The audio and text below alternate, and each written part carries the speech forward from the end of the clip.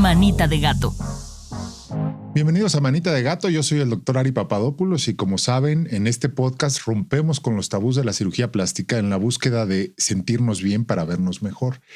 Y en este sentido de sentirnos bien es muy importante conocer el funcionamiento de un órgano vital en el cuerpo, que es el riñón. Y para esto está con nosotros el doctor Salvador López Gil, nefrólogo especialista en estos temas. Me da mucho gusto que haya aceptado la invitación. Gracias, Salvador. ¿Qué tal, Ari? Mucho gusto. Es para mí un placer y un honor estar aquí contigo y compartir con todos un ratito de información renal. Exacto. Recientemente fue el Día Mundial del Riñón. Platícanos un poquito cómo es la perspectiva. Ahorita hablamos del funcionamiento, pero digamos que el panorama general de la insuficiencia renal, es muy común este padecimiento. Siento que a veces está como subestimado cómo podemos dañar a nuestro riñón y en las consecuencias que tiene. ¿Qué tantas pacientes tenemos en México con este problema? Sin lugar a dudas, justo ayer comentábamos que los nefrólogos estábamos de fiesta porque estábamos celebrando el Día Mundial del Riñón. Y justo esta iniciativa, si bien tiene 20 años ya, que se propuso por sociedades internacionales de nefrología, cada año cobra más relevancia y en nuestro país, particularmente los últimos años, ha sido de mucho empuje, sobre todo para crear conciencia a la población de cosas muy sencillas que poquito a poco iremos avanzando en esto. Pero respondiendo a tu pregunta, pues hay que mencionar que la enfermedad renal crónica hoy por hoy, desde el año pasado, la Organización Mundial de la Salud ya la declaró un problema de salud pública mundial y en México ya está en el top 10 de las principales causas de muerte y se estima que pacientes con alguna enfermedad crónica degenerativa como diabetes, hipertensión e incluso obesidad, 1 de cada 10 mexicanos ya tiene enfermedad renal crónica y no lo sabe. No lo sabe. Y aquí lo que me parece como que súper importante para nuestro auditorio entender es que digamos que el riñón viene a pagar las consecuencias de estas enfermedades crónicas que son tan comunes, ¿no? Entonces, los diabéticos, viene la cadenita del síndrome metabólico, la obesidad y la hipertensión, la diabetes, y los dos van a dañar el riñón. Y entonces ahorita 1 de cada 10 la tiene, pero no lo sabe. Pero si seguimos con esta tendencia como vamos, van a ser millones y millones de mexicanos con insuficiencia renal en los próximos 20 o 30 años, ¿no? Sin duda, de hecho es muy interesante ver la proyección que estima la Organización Mundial de la Salud para 2035, en el 2035, es decir, en 9 años actualmente. La gráfica es, o sea, no hay forma de que vaya parando, ¿no? Y para el 2050 se estima que va a duplicarse la población con enfermedad renal en el mundo. Entonces, sí es algo que... ¿Y qué consecuencia tiene? O sea, dices, no, pues no me voy a enfermar del riñón. ¿Qué te pasa cuando estás mal del riñón? Lamentablemente es una enfermedad silenciosa y cuando ya hay manifestaciones muchas veces ya es algo avanzado. Entonces, justo los primeros signos que pueden, si yo estoy en mi casa y tengo a lo mejor algún factor de riesgo para tener enfermedad renal, orinar con espuma, por ejemplo, es un buen signo de alarma de que algo no está bien. Aunque te hayas echado unas cervezas. Aunque te hayas echado unas cervezas, la espuma en la orina traduce que hay proteínas en la orina y normalmente no debería existir. Y también, obviamente, sangre en la orina, que eso sí es muy alarmante y a todos nos llamaría la atención. Pero esos son los dos signos que nos debería hacer pensar que algo no está bien con el riñón. Ok, ya me enfermé. Esos son los signos como de alerta o de alarma. Pero en la vida diaria, ¿qué le pasa? O sea, todo el mundo sabe que te enfermas del corazón, bueno, pues te puede dar un infarto o quedas con insuficiencia cardíaca y no vas a poder caminar. Si te dio, como le conoce la gente, una embolia, un evento vascular cerebral, pues puedes perder la movilidad. Cuando el riñón deja de funcionar, ¿en qué se traduce en la vida cotidiana para la gente, ¿no? Bueno, en etapas tempranas prácticamente no hay síntomas. Estos síntomas empiezan a aparecer cuando ya avanzó la enfermedad renal y estos síntomas van acompañados de síntomas generales como cansancio mayor a lo habitual, mal sabor de los alimentos, cambios en el sabor, a veces prurito o comezón, ¿no? De forma coloquial, insomnio, piernas inquietas, dolor abdominal, náusea, vómito. Pero, insisto, estas manifestaciones ya es cuando la cosa está muy avanzada. De forma muy temprana, la única forma de poderlo detectar es con exámenes que son básicos, ¿no? Pero que a veces no se piden. Esa es la forma más temprana de poderlo identificar. Oye, y entonces, ¿soy diabético, soy hipertenso o las dos porque tengo obesidad? Ya me afectó a mi riñón y empiezo a perder su función. Entonces me empieza a dar esto de la comezón, normalmente se inflama, ¿no? Se hincha Hinchados, la gente. sí, edema, sí. Tienen la facies o la cara típica de un paciente con insuficiencia renal. Y ya la etapa, digamos, terminal en el que necesitan tratamientos como nos vas a platicar en un rato, que si la diálisis o la hemodiálisis, realmente es incapacitante y te va a condicionar una enfermedad grave, incapacitante y te lleva a la muerte. Sí es así Sí, es un poco... Se hace ver el camino un poco trágico, pero también el mensaje sería que hoy por hoy, afortunadamente, tampoco ya es tan trágico. Y quiero regresarme un poquito justo a esto de tener diabetes, hipertensión y hoy por hoy también obesidad, que se sabe que la obesidad ya es un factor de riesgo para enfermedad renal crónica por sí sola, ¿no?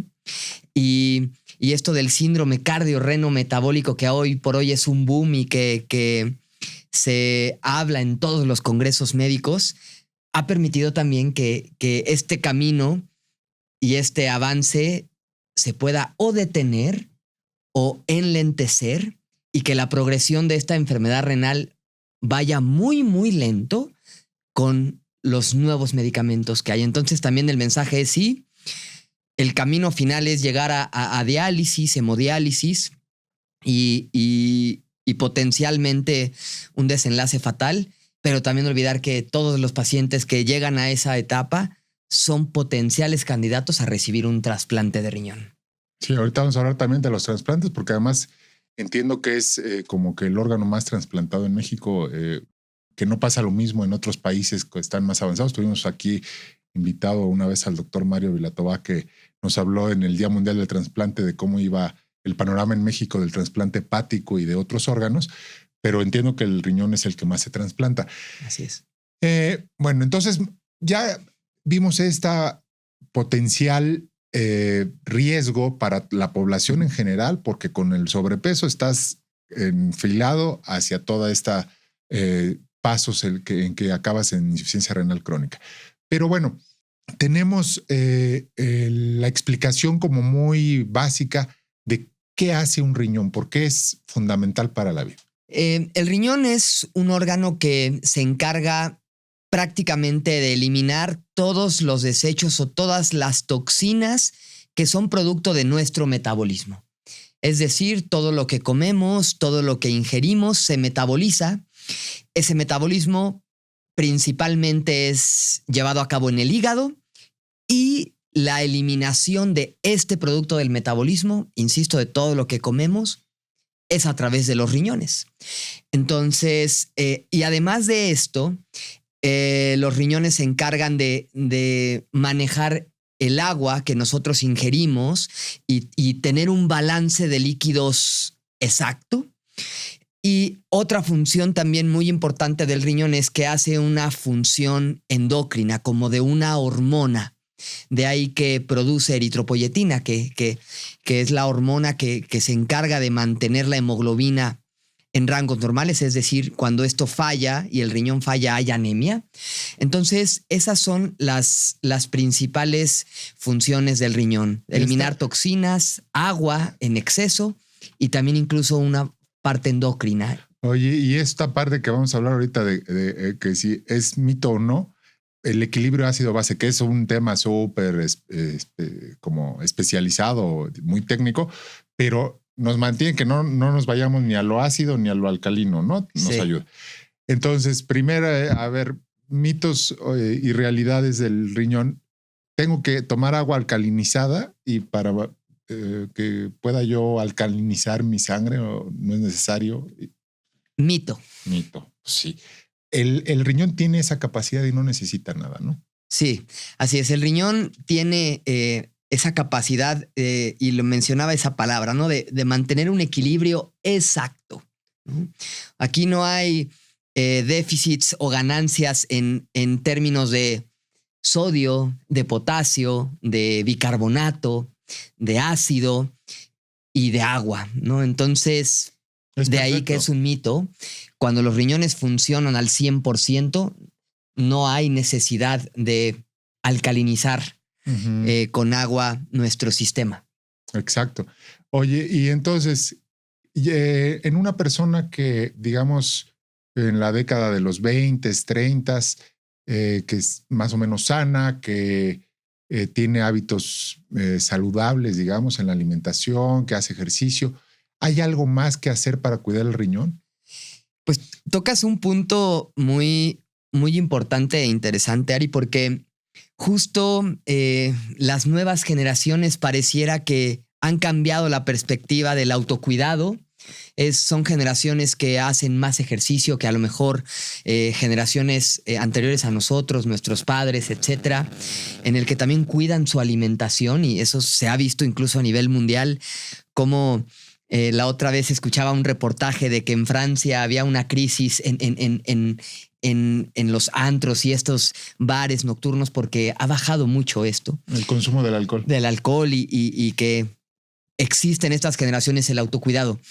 Y tu pregunta es muy interesante de qué más podemos hacer para cuidar los riñones contemplando el ejercicio de alimentación. Y yo te diría que esas dos cosas son la piedra angular, porque esto justo de la iniciativa del Día Mundial del Riñón, la Sociedad Internacional de Nefrología y el Día Mundial del Riñón como tal, lanza 8 cosas, 8 puntos o reglas doradas que una persona con o sin enfermedad renal debe hacer. Okay. Y las dos principales es ejercicio y tener un plan de alimentación o una alimentación saludable. Dentro de alimentación saludable, los ultraprocesados o con muchos conservadores, embutidos, las cosas envueltas en todo lo que viene empaquetado, tienen una alta carga de sodio, ¿no? Y los refrescos, también los refrescos con gas, ¿lastiman realmente o no hay que hacer tanto caso? Sin duda alguna, lastiman demasiado. Y no nada más por la cantidad de sodio que tienen los refrescos. Sabemos que además el consumir azúcares añadidos y una alta ingesta calórica es malo para el riñón y todos los órganos prácticamente. Pero particularmente los alimentos ultraprocesados, los embutidos y todos los empaquetados, además de su alto contenido de sodio, están recubiertos de fósforo, pero de este fósforo inorgánico que es malo o es deleterio para la población. Y más cuando hay algún grado de enfermedad renal donde uno de las principales funciones del riñón es justo equilibrar el fósforo para mantener nuestros huesos saludables. El fósforo está lleno o está cubierto de todos estos alimentos empaquetados. Entonces, algo que también, y tocas un tema muy importante, los ultraprocesados para nada son saludables tampoco. Sí, porque yo veo mucha gente que ahora sí que le pega con singular alegría a los embutidos y piensan que, oye, pues no pasa nada. Y entonces es una mala combinación, ¿no? Y tienes luego las papitas y el refresco y los embutidos como una botana cotidiana mientras estoy trabajando, y pones a marchas forzadas a todo tu organismo, pero en este caso que estamos hablando del riñón, sí hay que cuidarlo de eso, ¿no? Sí, sin duda alguna. Es muy importante esto y también combinar con el ejercicio, porque también, pues, aprovechando un poquito de mitos y realidades, a veces solamente con los refrescos siempre estamos alarmados de el azúcar que hay, ¿no? Pero la cantidad de sodio que tienen estas bebidas es importante, y entonces sabemos que una ingesta importante de sal no es bueno en todos sentidos, ni hablando del corazón y menos también hablando Como dicen, de los riñones. que la dosis hace el veneno, ¿no? Pero si tuviera, ya sé que nunca vas a decir, sí, te recomiendo que te tomes 2 latas de refresco al día, pero ¿hasta cuánto consumo pudiera ser razonable decir, si te tomas 2 refrescos a la semana, más o menos la estás librando? O la gente que se sienta y en un día se toma 6, 8 latas tranquilo. Sí, la ingesta de sal, por así decirlo, al día debe ser menos de 2 a 2.3 gramos de sodio. Eso puede ser muy fácil decir el número, pero todas las personas que nos están viendo van a preguntarse, ¿y cuánto es eso? ¿No? Entonces, yo les puedo decir que prácticamente con la ingesta de sal de mesa o sal a la hora de preparar alimentos y ciertos contenidos de alimentos que tengan ese contenido de sal, estamos hablando que ya llevamos la mitad de lo recomendado, ¿no? Okay. De ingesta. Entonces, respondiendo a tu pregunta, si soy muy laxo o flexible, yo diría 0, ¿no? Uh-huh. Eso es lo que yo recomiendo a mis pacientes y a la población en general. Pero si podemos ser muy laxos, yo te diría que a lo mejor una lata de refresco a la semana podría ser permisible. Permisible para que tampoco caigamos en todo nada, ¿no? En el prohibido prohibir. Oye, y de los 8 puntos que nos hablabas de la Organización Mundial de la Salud para el Día Internacional del Riñón, los otros 6 los puedes comentar. Claro, pues principalmente habla de el tercer punto es la ingesta de sodio, uh-huh. ¿no? El cuidar y limitar la ingesta de sal. Otro punto es monitorear tu presión arterial paulatinamente. Incluso si tú no tienes diagnóstico de hipertensión, sabemos que entre 45 y 50 años realizar un chequeo de la presión arterial es otro de los puntos que también recomienda. Y también la ingesta de agua son de los pilares fundamentales en estos puntos de agua simple, o sea, agua natural. Por esta parte de que ahora todo el mundo dice, no, es que me voy a tomar un agua mineral preparada como suerito porque le vamos a poner el vaso escarchado y entonces eso me va a hidratar. ¿Te hidrata? Estás consumiendo un poco si llamámoslo coloquialmente, un poco de minerales y si le pones un poquito de limón y esto, o sea, no debe considerarse para una bebida que te hidrates y sobre todo estás en un esquema de ejercicio, ¿no? Claro. Ya sea ejercicio de fuerza o ejercicio de resistencia. No debe considerarse como tu método de hidratación primario. En un día caluroso. Sí, no, claro que lo puedes hacer, no pasa nada. Es rica, no estás ingiriendo una cantidad importante de calorías, entonces eso lo puedes hacer de forma rutinaria sin ningún problema. Entonces, pasando un poquito ya tengo diagnósticos, como decíamos, diabetes, hipertensión, me tengo que empezar a cuidar el riñón o ya me diagnosticaron con una insuficiencia renal. ¿Cómo evito llegar a esta parte final de la hemodiálisis y la diálisis? ¿Quiénes son candidatos después a diálisis y hemodiálisis y quién es candidato a un trasplante renal, ¿no? Una vez, si yo tengo diagnóstico de diabetes o ya de larga evolución o incluso de reciente diagnóstico o de hipertensión o alguna enfermedad crónico-degenerativa, siempre lo recomendado es hacerse un chequeo para ver cómo están los riñones. Que ahorita a lo mejor hablaremos un poquito de las pruebas que recomendamos generales para poder detectar esto. Y a lo mejor, afortunadamente, no hay daño renal. Qué bueno, llegar el seguimiento y el control metabólico. Si yo controlo bien mi presión, si yo controlo bien mi diabetes, si yo llevo ejercicio, bajo de peso en caso de obesidad, etcétera, es prácticamente una garantía que los riñones no van a sufrir. Pero si me llevo la sorpresa de que tengo algún grado de enfermedad renal, insuficiencia renal, pues saber que hay medicamentos para poder detectarlo. Una vez que se detecta oportunamente, hay medicamentos que nos ayudan a retrasar esto. Y si lamentablemente estoy en etapas avanzadas donde el siguiente paso es sustituir la función renal con diálisis o hemodiálisis, pues bueno, ahí es donde se plantea cuál es mejor para mí, O lo que siempre nos preguntan los pacientes es, ¿cuál es mejor? ¿La diálisis peritoneal o la hemodiálisis? Y esa pregunta siempre hay que también, porque hay muchos mitos alrededor de esto. Porque pues, nos dejamos llevar por lo que le pasó al vecino, a familiares, y eso, o lo que pasó hace años. Y también, pues la ciencia y la tecnología ha avanzado, y hoy por hoy estas dos modalidades de sustitución de la función de los riñones son seguras. Las dos son igual de eficaces. Okay. Quiero que quede muy claro. Si se lleva a cabo con una adecuada prescripción y un buen apego al tratamiento. Si yo estoy en diálisis peritoneal o hemodiálisis, tengan la seguridad de que si se toman sus medicamentos, de que si se apegan a la prescripción de su médico, no hay ninguna diferencia. Y ahora hablar de soy candidato a trasplante, yo les diría que si está alguien o conocen a alguien en hemodiálisis o en diálisis peritoneal, todos hasta que no se demuestre lo contrario son candidatos.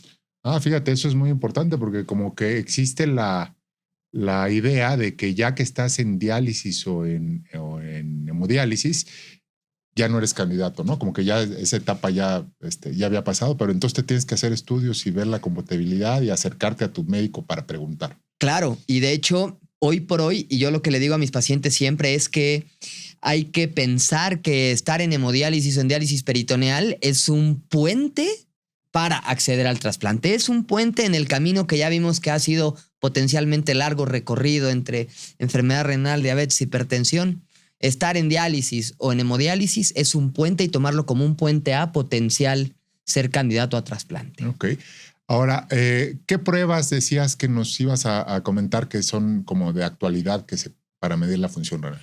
Claro. El tamizaje o check-up que se recomienda para detectar en etapas tempranas algún dato de enfermedad renal es una química sanguínea básica en donde esté plasmada la creatinina en sangre, un examen general de orina común y corriente y detección de microalbuminuria y proteínas en orina, incluso en una muestra de botecito, porque antes también se pensaba o se prescribía recolección de 24 horas y luego para el paciente puede ser complejo por las actividades del día a día. Hoy por hoy, y ya está bien validado, bien estudiado y bien comprobado, que con un botecito se determina microalbuminuria. Con microalbuminuria, que es un gran marcador de daño renal, insisto, porque yo puedo tener una función renal normal por laboratorios en sangre, pero ya tener proteínas en orina y no se sabe. Entonces, con una microalbuminuria y con un examen general de orina es más que suficiente para poder detectar tempranamente algún daño renal.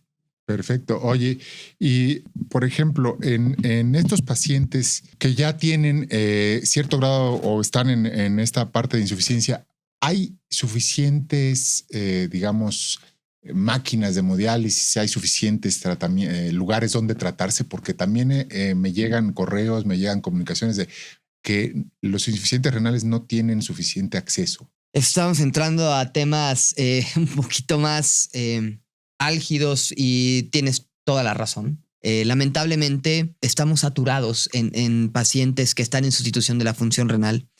Hoy por hoy no estamos rebasados, eso es una realidad y hay que decirlo como tal.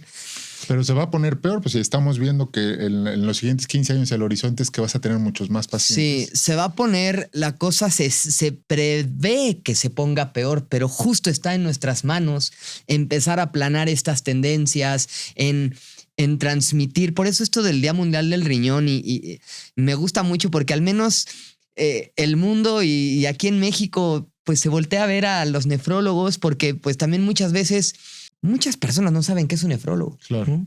Lo veo con mis amigos en el foot, ¿no? Que, oye, ¿tú qué haces? Soy nefrólogo. ¿Y eso qué? Y te voy a contar una anécdota que pasó el partido de fútbol pasado con un compañero de mi equipo, ¿no? Que además él es un espectacular jugador de fútbol. Me dice, oye, ¿y tú qué eres? Ya llevaba jugando con él como 2 años. O sea, ¿qué especialidad tienes? Y yo, bueno, soy internista y nefrólogo. ¿Y nefrólogo? ¿Qué hace el nefrólogo? De los riñones. Su papá es de Jalapa y me dijo, a mi papá lo tuvieron que dializar un tiempo porque hizo lesión renal y lo dializaron y hasta ahí supe que era muy grave. Y yo, ¿cómo no sabías que era un nefrólogo, no? Y su papá estuvo en diálisis y de ahí me llama la atención y eso pasa todos los días. Entonces, pues sí, esto del Día Mundial del Riñón nos va a permitir hacer conciencia. Lo que necesitamos es que se cambien hábitos. Estoy seguro que si se cambian hábitos en el estilo de vida, estas curvas deberán mejorar, porque hoy sí es un problema importante en nuestro país que la gente, no toda la gente tiene acceso a este derecho de poder recibir tratamiento sustitutivo de la función renal. Pues con eso nos quedamos. ¿Nos puedes dar, Salvador, tus redes, un correo, algo donde la gente que nos ve y le surjan dudas se pueda acercar a ti? Claro que sí. Mi Instagram, que es Salvador L. Gil. Ahí con gusto me pueden encontrar tanto en X como en Instagram. Mi correo electrónico te los puedo compartir con mucho gusto, que es salvadorelegil@gmail.com, y ahí estaré pues muy entusiasmado de recibir comentarios, dudas, y estoy con mucho gusto para poder atenderlos y en las redes también. Muchas gracias. Pues no se lo pierdan. Este episodio va a estar con mucho interés para toda la gente. Él es el doctor Salvador López Gil, nefrólogo, muy dispuesto a atender todas sus dudas. Esto es Manita de Gato. Yo soy el doctor Ari Papadopoulos y los espero en todas las redes del Heraldo Media Group, y el video en YouTube también va a estar disponible. Cuídense. Heraldo Podcast, un lugar para tus oídos.